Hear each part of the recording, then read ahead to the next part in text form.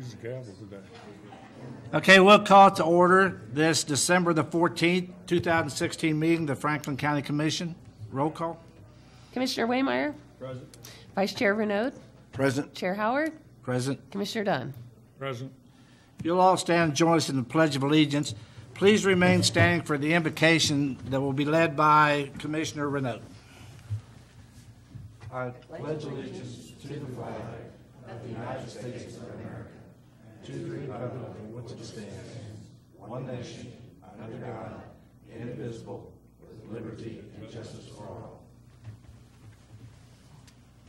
Father God, we thank you that you have put us in a nation where we have the rights and freedoms, but also the responsibility that comes with that. We'd ask this morning that this business be conducted in a way that would show that we have made considerable attempts to get the facts and to rely on those as we do things that would be the better for this community and this county.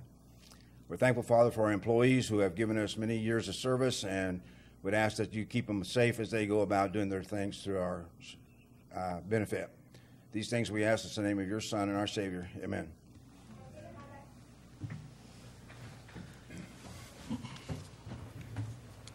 Okay, that takes us to correspondence and organizational business. I'm going to change the agenda up a little bit. If you're looking at the agenda, we're going to go ahead and swear in our new commissioner, Mr. Oglesby, and then I'm going to move up. We have several service awards, and we're going to move those up and do them after that, and then we'll take a 15-minute break after we do the service awards. Got some cake and punch or something back there. And the two updates will be moved to items of business. Okay? So our first item will be to swear in our newly appointed 4th District Commissioner, Richard Oglesby.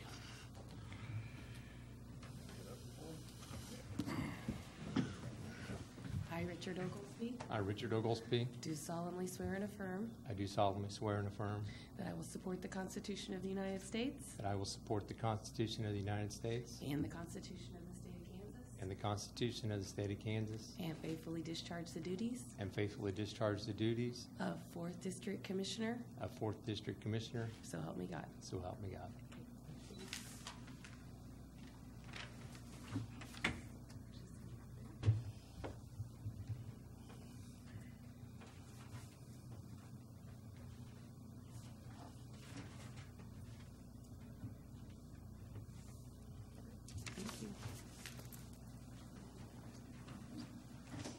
Let's congratulate.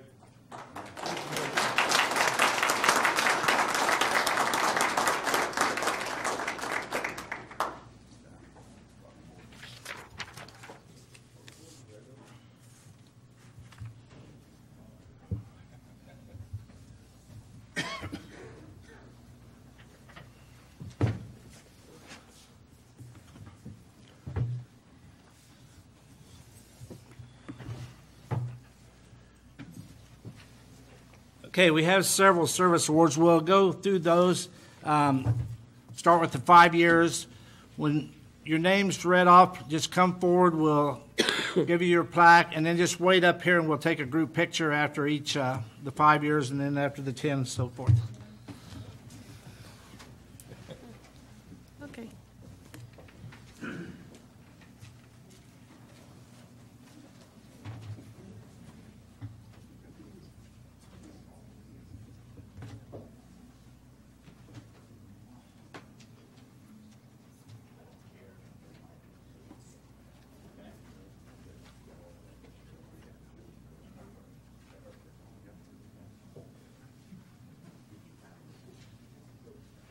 Kim Breckheisen.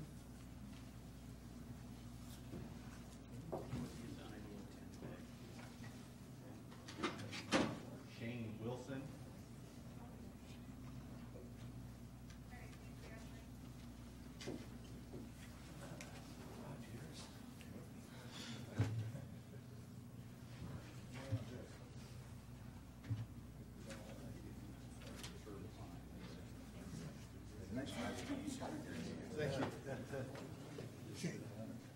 Trudy Snyder.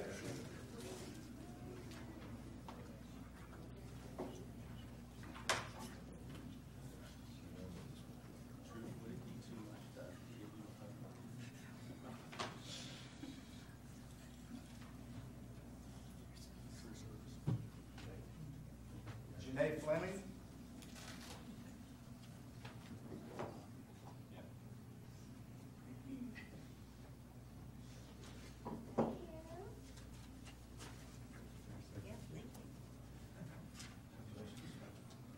That's all the 5 years.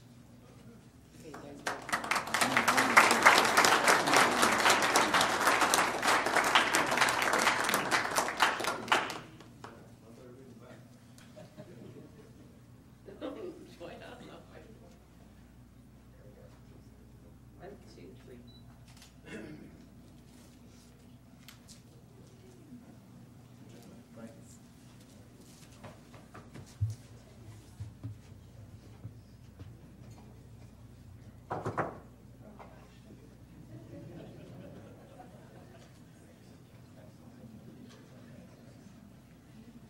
Okay, these would be the 10-year awards.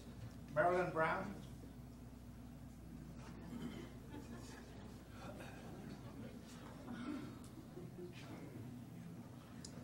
And let me say, if I butcher your name, feel free to correct me, okay? Guy Craybill?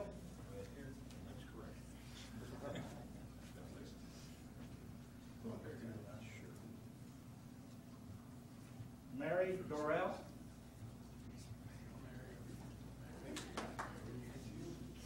Is that right?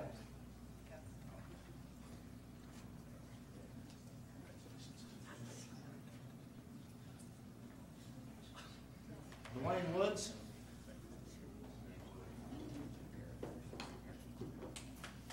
It's been 10 years. Seems like only yesterday, doesn't it? Yeah.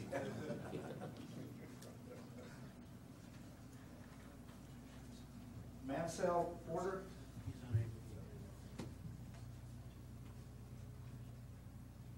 Aaron Mayo?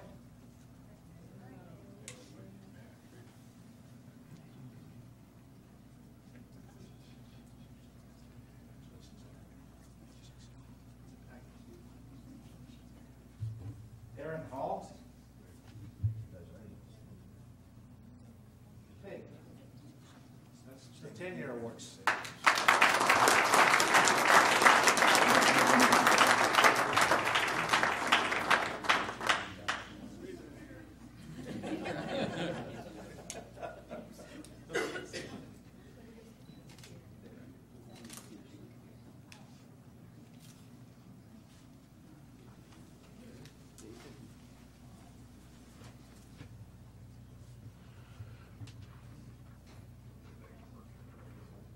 Okay, 15-year awards. Brian Ferguson.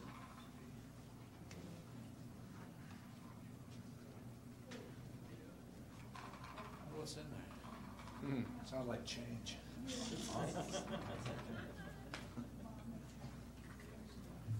Alan Durbin.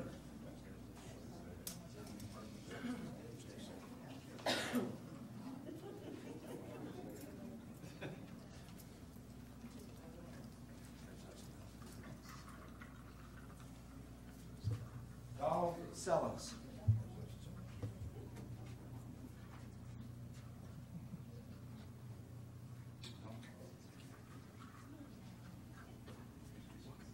Scott Moninger.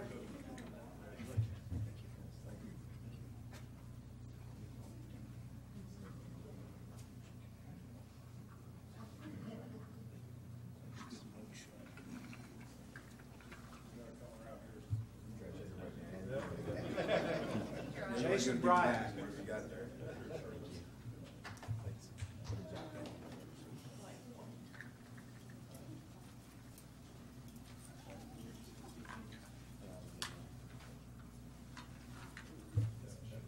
William Robinson.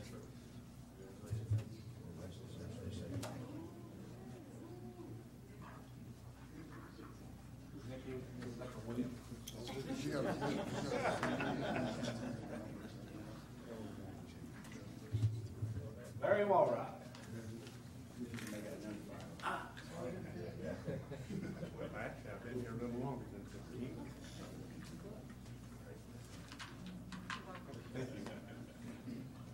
Joyce Dawson. You think? I said that's good too. Like a bad nightmare.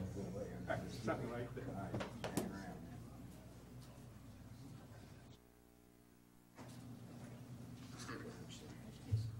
Michelle Hatfield. Michelle? That is the 15-year-old.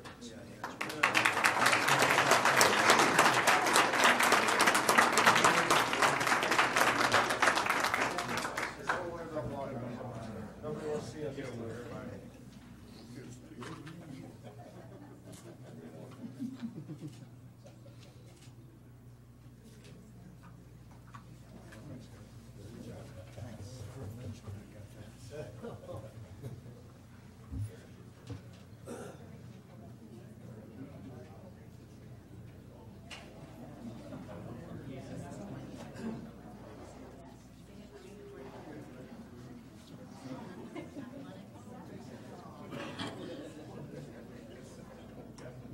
Okay, 20-year awards. Curtis Hall.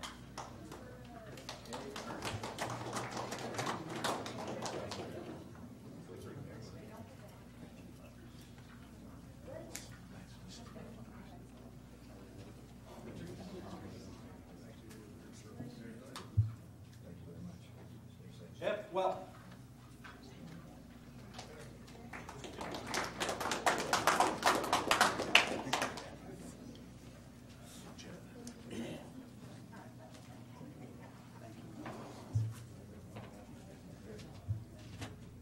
Tamara Alexander.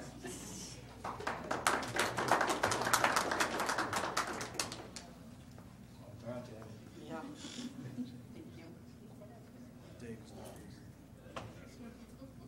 David Reeves. He's not here. She's not here, Rick. He's not here. Got him out blading the roads? Got him working. That was the 20-year.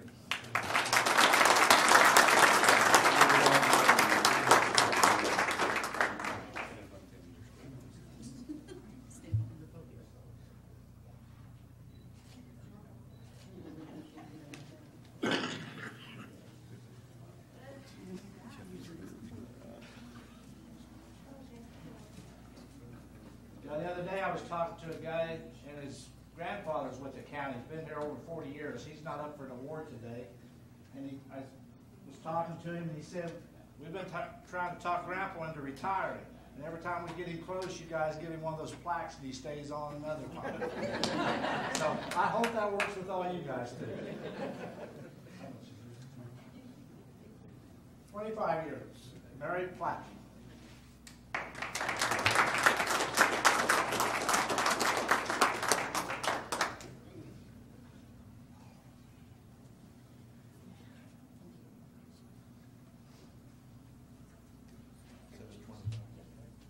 Okay, also 25, Richard Song.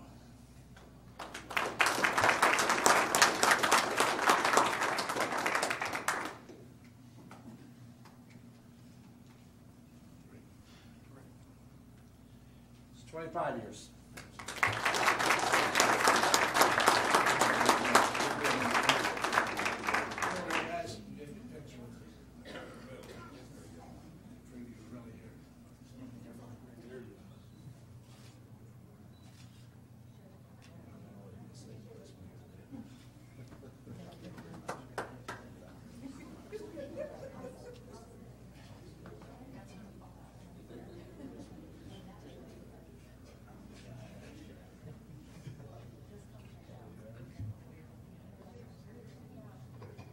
Years, Linda Taylor.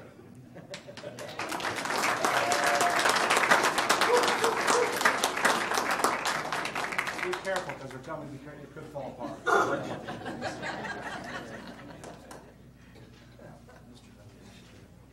Watch his glass. Okay. 30 years.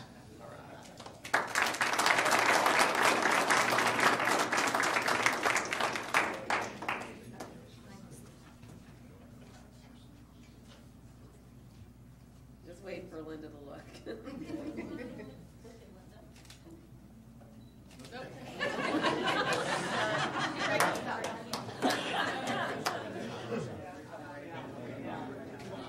Okay, thank all of you for your years of service. We appreciate what you do.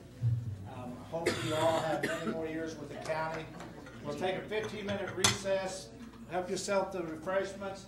We'll go back in session at 9 o'clock. Thank you. Okay, we start the meeting back up, 9 o'clock. Takes us to public comment. No one signed up for public comment. It'll take us to the consent agenda. Items on the consent agenda today that need considered and approved are the Franklin County Commission meeting minutes for December the 7th, 2016, and Commission study session minutes for December the 12th, 2016, and also to consider and approve tax change orders in the amount of a positive $158.42. If there's no questions or statements, I look for a motion to approve the consent agenda. So move. Have a motion, is there a second? Second. Motion and a second, Janet? Commissioner Waymire? Yep. Commissioner Renaud? Yes. Commissioner Oglesby? Abstain. Commissioner Dunn? Yes. Chair Howard? Yes. Okay, that takes us to items of business. Our first item of business will be to receive a Community Partners Quarterly Update from the Franklin County Conservation District. Carrie. Well, thank you for rescheduling me from last week. We had an emergency that I needed to be in Wichita for, so I appreciate the time today. The Conservation District is wrapping up our 75th anniversary year here in 2016, and we're looking towards the future.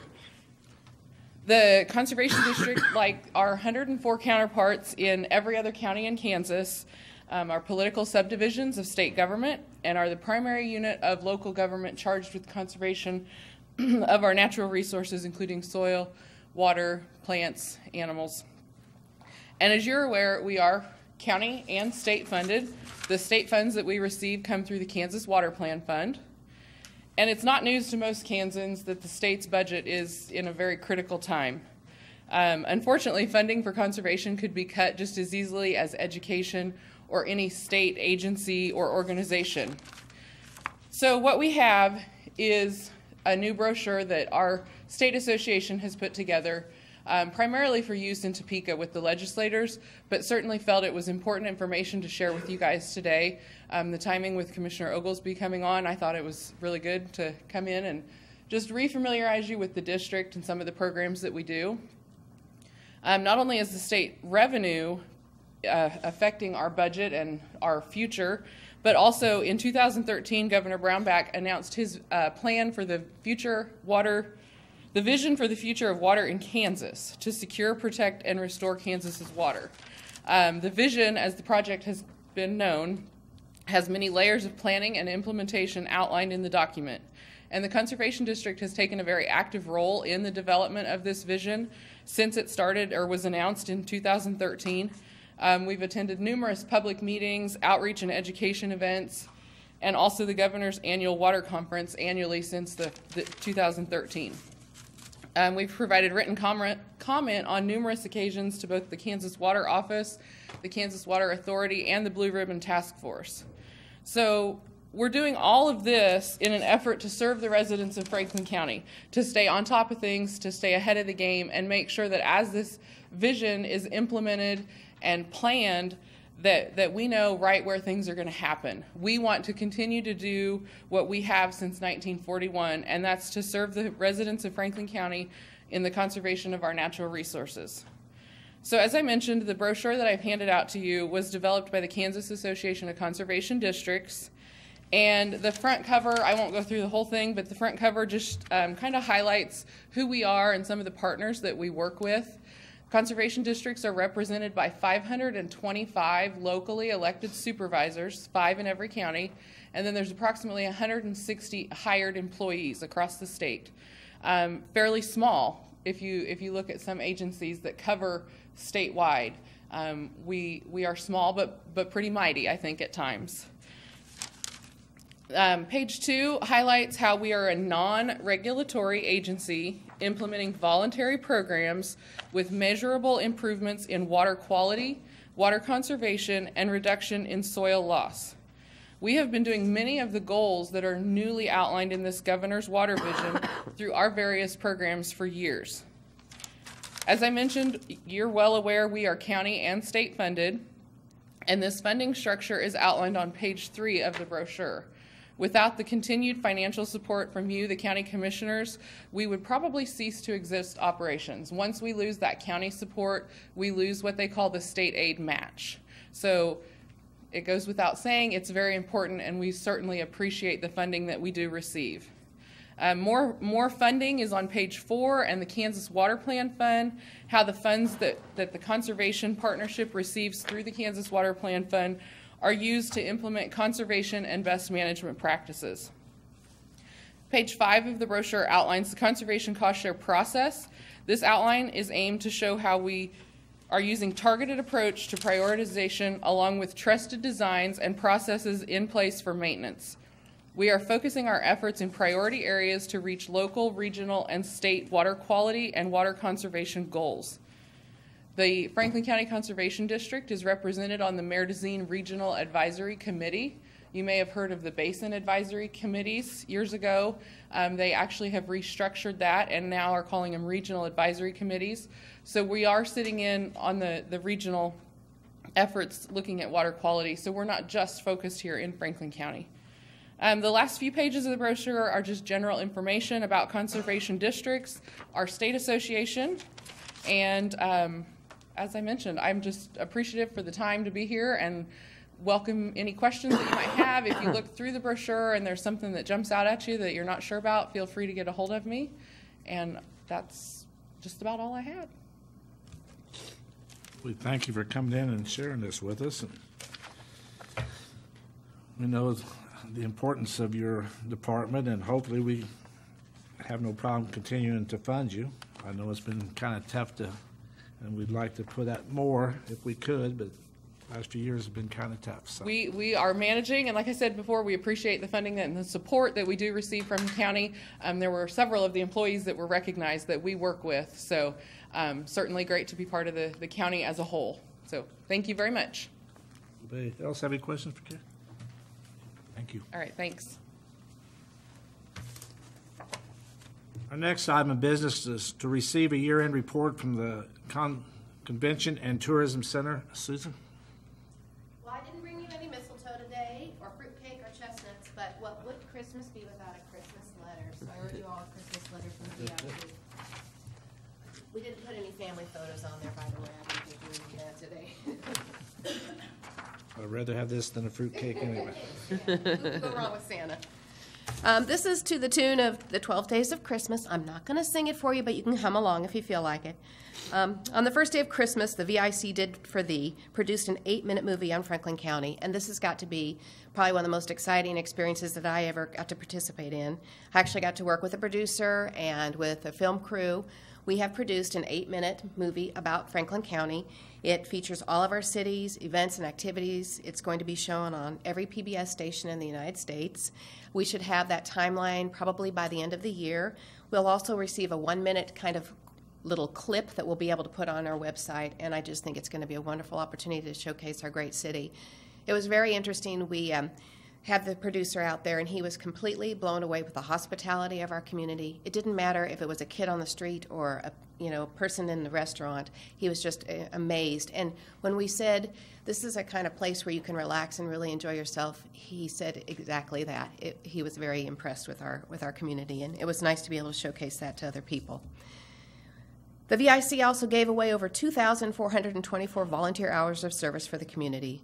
The VIC volunteers are a wealth of knowledge, expertise, and they're a heck of a lot of fun to work with, and I've been thrilled to have an opportunity to meet many of them.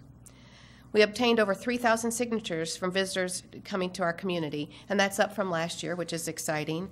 We also receive online responses from our geocache that we have in the back, and we're also a Pokemon Go spot, even though that's kind of waned in importance lately.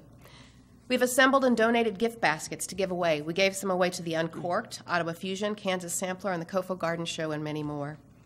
We supported at least 5 major events in Franklin County. We did both the Wellsville Car Show and the Car Show in Ottawa, the Power of the Past, the Quilt Show, Cowboy Days, Swan Arts Festival, and our volunteers participated in many ways by working the gates, serving food, manning booths, whatever was needed. We created 6 new brochures at the Visitor Center this year. We redid the Quilt Barn brochure that includes all the 41 barns that we have in Franklin County, which is pretty exciting. We also updated and redid our antique brochure, community brochures, and kind of updated some of our real estate lists and other community support lists because we do have a lot of people that stop in there when they're new to the community, and it's nice to have those things to share with them. We found showers for some sweaty MIT bike riders visiting our city. I got a phone call one morning and someone said, hey, do you know where some bike riders could get a shower? So we all pulled together, and with the help of the swimming pool, we were able to get these MIT students who are traveling across the United States to promote the STEM initiative showers and an opportunity to stay in our community, and they were thrilled with the hospitality that we shared with them.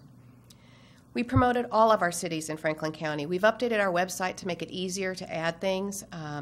We've also tried to put a community calendar together where anyone can come and bring some information that's occurring in our communities, and we've been posting that as best as we can to make sure every event is promoted. We've shared over 9 cases of visitor guides to other cities in Kansas. And these are visitor guides that people, meaning the other cities in Kansas, have particularly asked for us to send. So that's close to 5,000 of our Franklin County visitor guides that have gone out. And we've also probably handed out over 2,000 more at our center this year alone. We've also stuffed over 3,000 gift bags for community events. And every time my volunteers would come in and see the table with the gift bags, they knew what was ahead of them. We stuffed the gift bags with visitors' guides. And that's in addition to the ones we've already sent out, information about activities that are occurring in Franklin County. And we've given them away to events like the Kalmar and the Ransom Runs, Power of the Past, Hospital Auxiliary, and Loma Vista. So we've really tried to share our community with others. We facilitated different organizations' uses of our conference room for interviews and meetings. We had ARC, which is, they were doing the physical therapy interviews for Price Chopper. They would meet at our conference room and do the physicals there. We've had Walmart, ECAN, Ottawa University, AmeriCare, and Focus Workforces, as well as other civic groups meeting in our visitor center. And finally, we're a place to display some beautiful quilts and artwork in Franklin County, and I don't think there's any person who walks through the door and says, this is such a welcoming visitor center and how at home they feel in there. So I'll tell you, sometimes we just have visitors from our community or outside the community that come in and check the quilts every month because it's such a pretty thing to have and a nice place to display them. And from our visitor information family to you, we wish you a Merry Christmas and a happy and prosperous New Year. Are there any questions? I know you all have a busy agenda, and so I'll let you go today. Thank you very Thank much you. for this. I knew some time and effort putting that together. Okay. All right.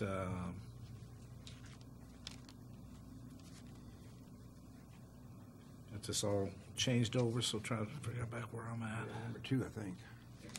Okay, item number 3 now, I believe, is consider a motion to approve restructuring of EMS department, include adding the position of division chief. Nick? Good morning, Commission. What I'm proposing is the restructuring of the EMS department to add a division chief. Since I took over 10 years ago, we've increased our call volume by roughly 1,000 calls. We've seen a lot of growth in our department with education, with the needs for our first-line supervisors to be running calls, that kind of stuff. With some changes that have happened with one battalion chief leaving, some other things that have happened, we can now add a position in our department which is sustained by my budget for right around $10,000.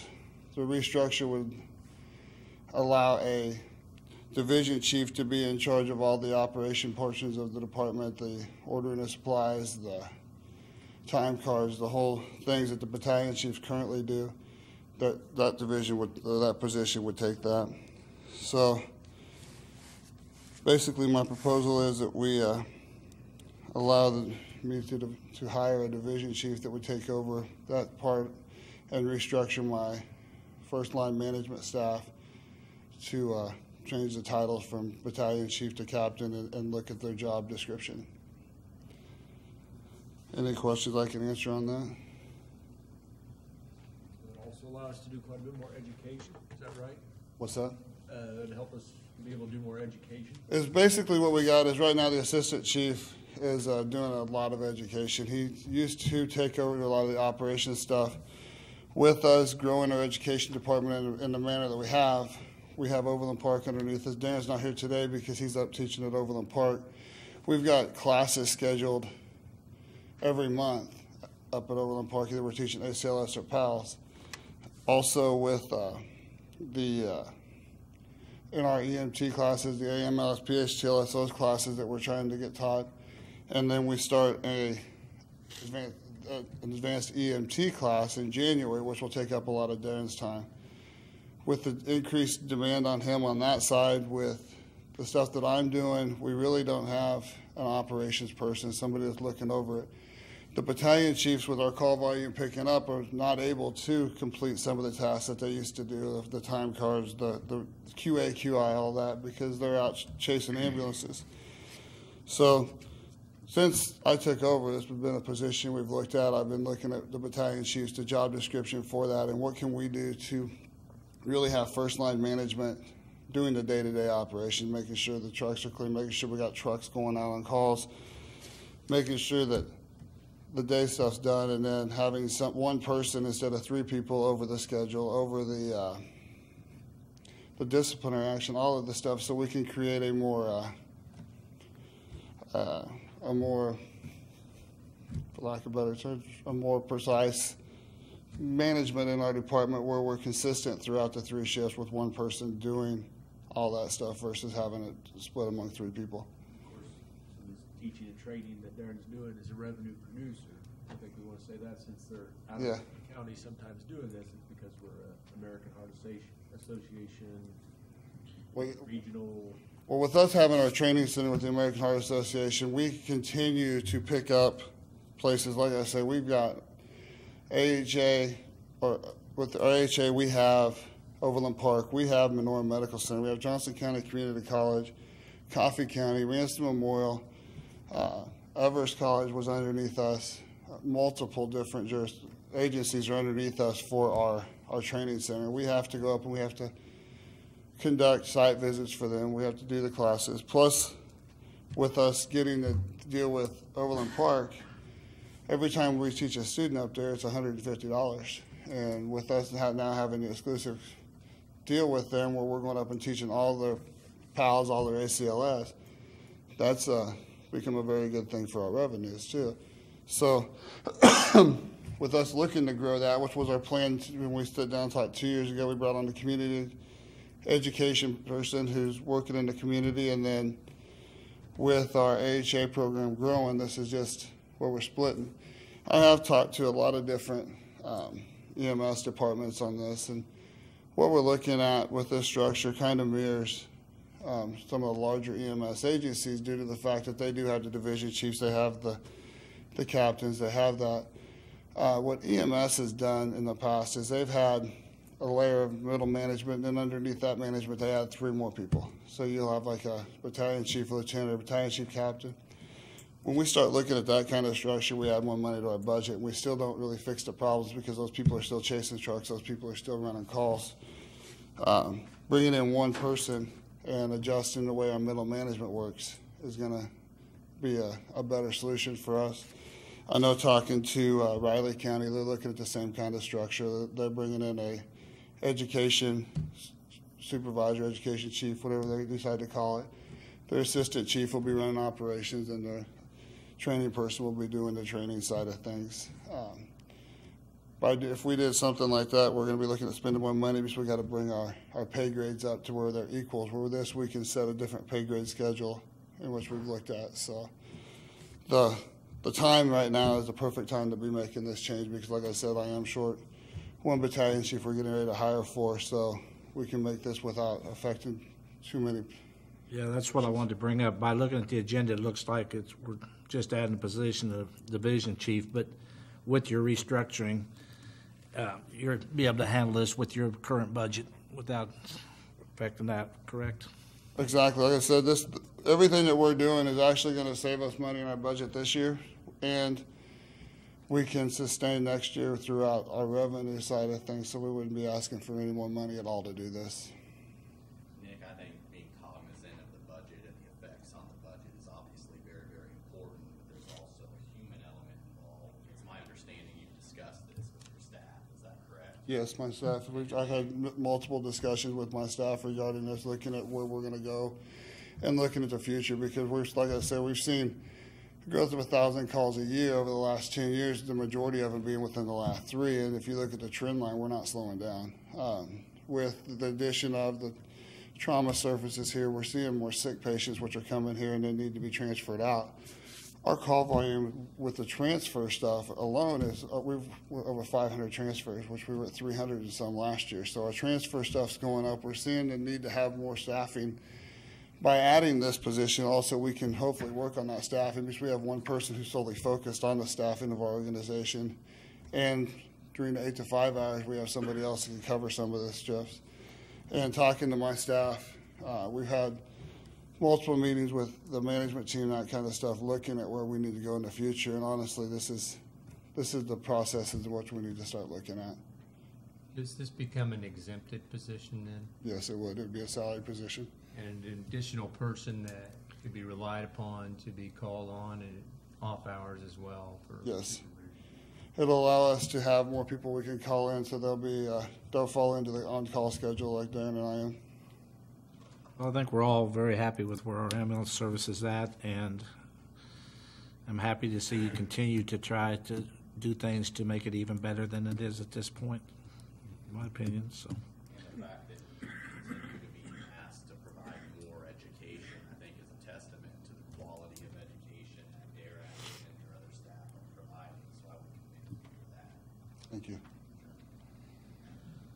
Any more questions for Nick on this? If not, I would look for a motion to approve restructuring of the EMS department and adding the position of division chief. So move. Have a motion, is there a second? Second. Have a motion and a second. Janice? Commissioner Renaud? Yes. Commissioner Oglesby? Yes. Commissioner Dunn? Yes. Commissioner Waymire? Yes. Chair Howard? Yes. Thank you, commissioners. Hey, Rick, just scroll down. Okay. Item number 4. Keep going.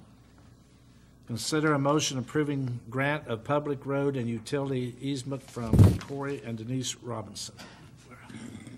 Good morning, Mr. Chairman, Commissioners. The next 3 items are all very similar. They are the result of some rezoning activities that have been approved by the Planning Commission and yourselves, and also the provision of approving the lot splits or the land division associated with those rezoning requests. Typically, we would require our county road, particularly the section line roads, to be a full 70-foot right-of-way. When the roads were initially opened throughout the county, some were opened at 40 feet, some at 50, some at 60. There was no common theme about it, but the comprehensive plan and our subdivision regulations do require that they have a minimum of 70 foot of right-of-way.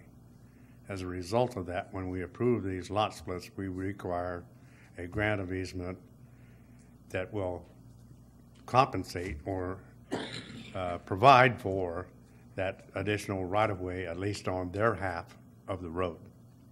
So typically, this is 35 feet from the center line, portions of which may have already been granted, but the easement itself will read, because the land descriptions still read to the section line.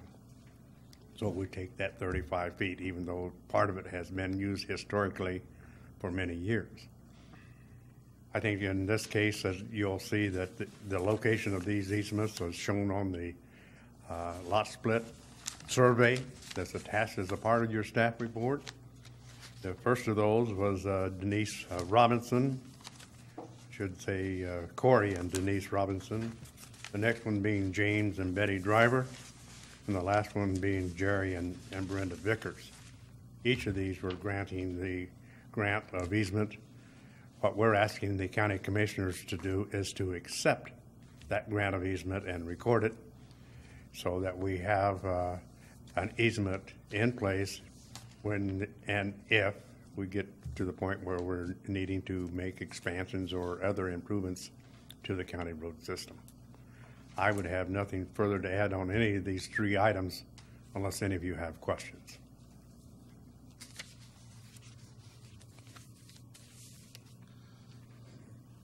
I don't really have a question on it. Yeah. What we've always done in the past, so. You're not actually approving it. What you're doing is accepting it. Okay, with that, if there's no more questions, we'll look for a motion to accept the grant of public road utility easement from Corey and Denise Robinson. So moved. Have a motion, is there a second? Second. Commissioner Oglesby? Yes. Commissioner Dunn? Yes. Commissioner Waymire? Yes. Commissioner Renaud? Yes. Chair Howard? Yes. Okay, item number 5 would be. You may want to make certain that you picked up the other Do with what? this. Do what? Oh, excuse me, maybe I spoke out of place. Item 5 would be the drivers. Yeah. Okay, Yeah, I'm He's- one off because the changing the, right. okay. Item number 5, consider a motion approving grant of public road and utility easement from James and Betty Driver. So moved. Second. Have a motion and a second? Commissioner Dunn? Yes. Commissioner Waymire? Yes. Commissioner Renaud? Yes. Commissioner Oglesby? Yes. Chair Howard? Yes. And item number 6, consider a motion approving grant of public road and utility easement from Jerry and Brenda Vickers. So moved. Motion, second. Second. And a second? Commissioner Waymire? Yes. Commissioner Renaud? Yes. Commissioner Oglesby? Yes. Commissioner Dunn? Yes. Chair Howard? Yes. Thank you. Thank you, Larry. Okay, item number 7, consider a motion approving budgeted year-end transfers. Derek. Yeah, this is an item that we put in my name as a matter of procedure. However, given my current workload and other projects, this is something that Shannon has largely handled. And we've talked previous to the meeting, and she is willing to you guys on this, so I'll defer to her. So these are our annual budget transfers. We approve these every year. Basically, this is a formality, and these are the amounts that are budgeted. This doesn't necessarily mean that we have the funds to transfer these, but we won't know till the end of the year. Joy and I reviewed these together based on all the reports that come into the administration office, and most of them we did at the end of October's financials have adequate funds to transfer this money, both in budget authority and in available cash in those accounts. However, we need to wait for the final numbers to come in. So we put the full amounts on here, other than risk management. Our insurance came in a little higher this year than we had budgeted for, so risk management will be substantially lower than what we had planned to transfer. But all the other ones, at the current time, the full amount is planned to be transferred. So, again, you'll approve assuming you approve these today, they'll be in the treasurer's office and clerk's office will work together, make sure that we have adequate funds in these accounts, both cash and budget authority, and make these transfers at the end of the year, assuming everything is in line with how we planned it. Okay, like you said, it's something we do every year. We have since I've been here. Does anybody have any questions on this? If not, would look for a motion to approve the year-end transfers on the budget. So move. Motion, is there a second? Second. Motion is second, Janet? Commissioner Renaud? Yes. Commissioner Oglesby? Yes. Commissioner Dunn? Yes. Commissioner Waymire? Yes. Chair Howard? Yes. Okay, it takes us to staff reports, Derek. Tomorrow, we have a planning commission meeting, and there was scheduled on the agenda a item regarding an asphalt plant. I received a note from the attorney representing the company wanting to place the asphalt plant, requesting that this item be removed from tomorrow's agenda and postponed at least a month until until January. So there will not be a hearing regarding the asphalt plan at tomorrow's planning commission. Next, as you guys know, tomorrow we're slated to interview potential administrator candidates. The first interview is scheduled to start at 8:30. I would ask that the 5 of you try and be in the administration meeting around 8 o'clock so we can discuss a little bit and get on the same page. I would expect the process to last most of the day. We've got 5 candidates, and then afterwards we've got a kind of a debriefing scheduled where the committees will come and report what their impressions of the candidates were. So we'll probably have a full day. I'm continuing to attempt negotiating a tourism contract with the Chamber of Commerce. That's coming along. My hope is that I'll have something for the board at next week's meeting. And then finally, we have a joint lunch with the City of Ottawa today, as you know, at 11:30, pertaining to the engineering at the industrial park as well as their marketing efforts. So, I don't have anything else to do. Tomorrow, I was going to do the COFO. Do you want me to do that, or do you want me to try to get somebody to take my place during that 8 to 8:30 time slot? Or? Yeah, I'll find somebody to do that. All right. It's more important that I have you. Okay. And do you anticipate us maybe doing something on Friday as far as follow-up, or do you think after our debriefing Thursday we may be? The goal is to have that done on Thursday. All right. And then, obviously, depending on how the interviews go, there might need to be a special meeting at some point to discuss if there's someone that we want to hire to discuss that. I'm not sure we would want to wait until the next Wednesday's meeting, but we can certainly discuss that depending on how the interviews go. But at this point, I'm not sure there will be any need for a Friday meeting. So Cleon's got a head up that tomorrow morning somebody else will be out to COFO. Okay. But I know Nick is normally really good about either attending himself or sending one of his staff. So, and certainly by me mentioning that at a public meeting, I'm in no way trying to coerce him into doing it. I just thought I'd point that out. Always good to have a team player. That's right. Nick, you have anything else to add? Larry, anything else? I have no plan to take one for the team on this one. Rick, anything from the Sheriff Department?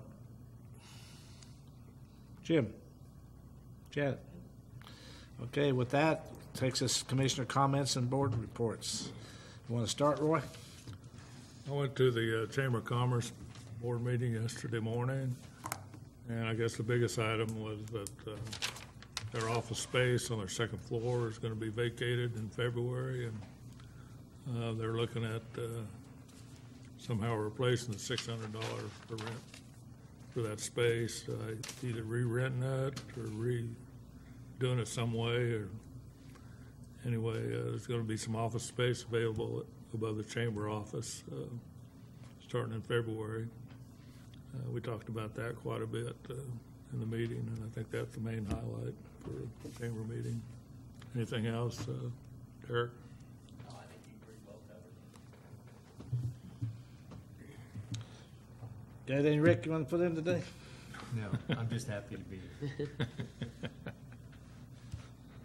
Well, next month, we'll get you some committees, some boards to go to. Okay, so.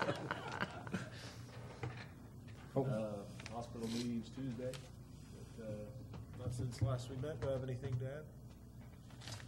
Well, I think I told you last week I went to the Rantoul City Council. They didn't have a quorum, so they moved it to this Monday, past Monday, and then I went to Lane's because that was their scheduled date, but they didn't have a quorum. So then I went back to Rantoul's rescheduled meeting, and they had discussed their Christmas party that's coming up this Saturday.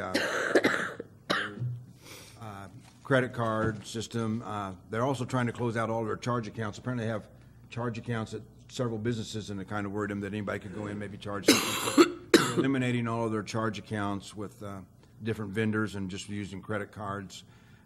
Postponed getting bids on a building for some of their equipment till next year. I think that was due to budget concerns.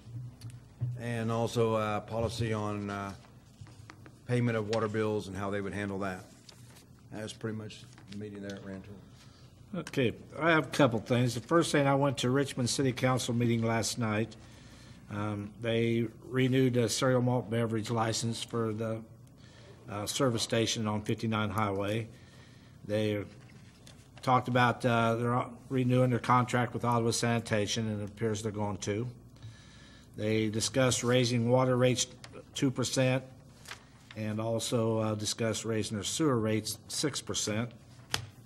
And then they talked about some dilapidated houses in town. They decided to table that till after the first year and start deciding what they're going to do about that. And that was pretty much most of the Richmond meeting. The other thing I wanted to add is tonight at Williamsburg, I don't have all the details on this, but I understand that the mayor of Williamsburg has contacted some of the mayors of other small towns. Richmond talked about it last night briefly, and they have a representative going. And I think he reached out to several of them concerning municipal court. It appears that these smaller towns, trying to have municipal court is very costly to them, that they have to keep a judge and paying them even though they're not using them. And it's an expense that a lot of them have to have, and they don't use the court that much. So the mayor's reaching out to the others to see if they can't work together on this and possibly share the cost, have a place they'd have court maybe once a month, and the next month move it to a different city. So they're going to meet tonight and talk about this. And I thought it was very good to see these small towns get together and see if they can't work together and share cost on this and help everybody out. So I was very happy to hear that they're doing that, and hopefully they work something out that'll benefit all of them. And that's pretty much all I have. So I know Rantoul said they were planning on being there at that meeting. yeah, I think it'll be very good it may help everybody out in the long run, and that's good to see. Okay, anything else? Guess if not, I would look for a motion to adjourn. Second. Have a motion second. All in favor, say aye. Aye. All opposed? We're adjourned. So we are